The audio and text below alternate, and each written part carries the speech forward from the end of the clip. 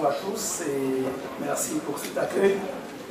Alors, je vais essayer de tenir dans le délai, on a dit 20 minutes, donc c'est un peu court, mais on va essayer de faire au mieux. Alors, pour avancer, c'est là. Alors, une première remarque, nous sommes habitués à la notion de HQE, haute qualité environnementale, mais en fait, il y a eu une évolution récente l'an dernier. La haute qualité environnementale a été remplacée, l'association haute qualité environnementale a été remplacée par l'Alliance haute qualité environnementale, parce qu'ils se sont associés avec le Green Building Council pour former donc une nouvelle référence. Donc la référence des 14 cibles que nous avons a évolué vers ce que je vous présente là, c'est-à-dire à l'association environnement, sociétal et économique, on a ajouté une rubrique supplémentaire qui est le management responsable. Donc ça, c'est une première remarque. Alors, ce dont je voudrais vous parler, c'est donc, au fond, comme disait tout à l'heure Mme Nairobi, c'est on ne s'occupe pas que de l'énergie. Ce qu'on recherche, c'est l'impact global sur l'environnement.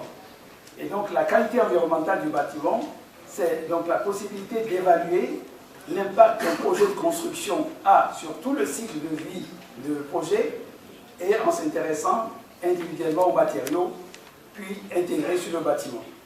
Alors, ce dont je vais vous parler, je me suis limité exclusivement aux matériaux béton, parce que naturellement, dans cette démarche, il y a plusieurs types de matériaux. Alors, le matériau béton est un matériau donc, qui est coulé à froid, et les évolutions qui ont eu ces dernières années permettent de faire vraiment des choses fabuleuses,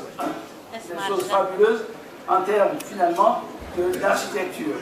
Le mur que vous voyez là, qui est le MUSEM à Marseille, effectivement, est coulé en béton, mais on croirait presque un matériau en fer. C'est un matériau qui est résistant, donc une résistance qui a évolué avec le temps et dont je parlerai tout à l'heure, mais qui est robuste parce qu'au fil du temps, ce matériau s'améliore. Un matériau qui peut être recyclé à 100% en général s'il n'est pas pollué par d'autres éléments. Un matériau qui présente une inertie thermique et qui donc permet de réguler la température et d'amortir les flux thermiques lorsqu'il y a chauffe excessif ou refroidissement excessif. Un matériau qui présente...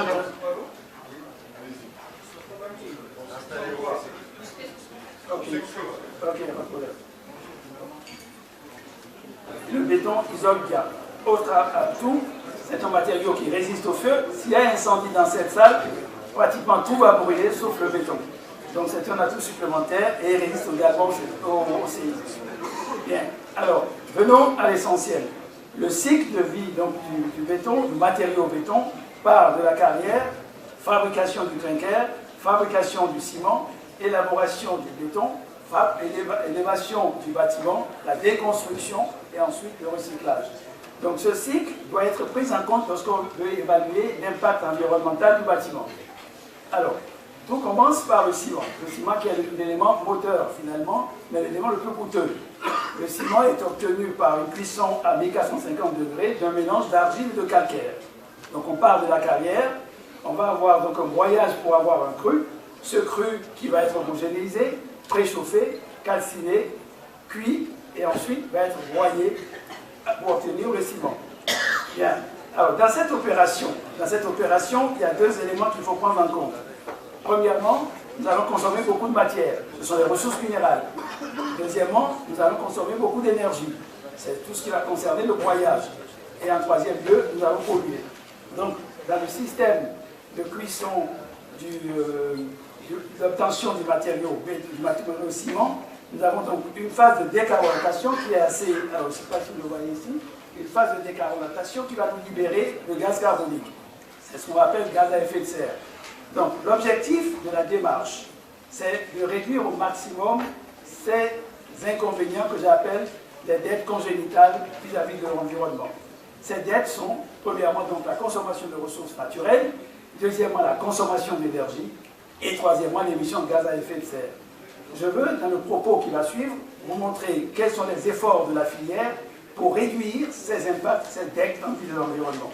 Alors, la dette, s'agissant du ciment. Il nous faut donc intégrer au moment de la préparation du ciment non seulement les ressources naturelles, mais des déchets. Et donc l'industrie cimentière s'est habituée à utiliser beaucoup de déchets, c'est-à-dire les laitiers de hauts fourneaux, les cendres volantes, la fumée de silice, et aussi les éléments qui sont obtenus après la déconstruction ou le recyclage des bâtiments. Donc là, on essaie par ces efforts d'incorporation des déchets de réduire la dette en termes de consommation de ressources naturelles.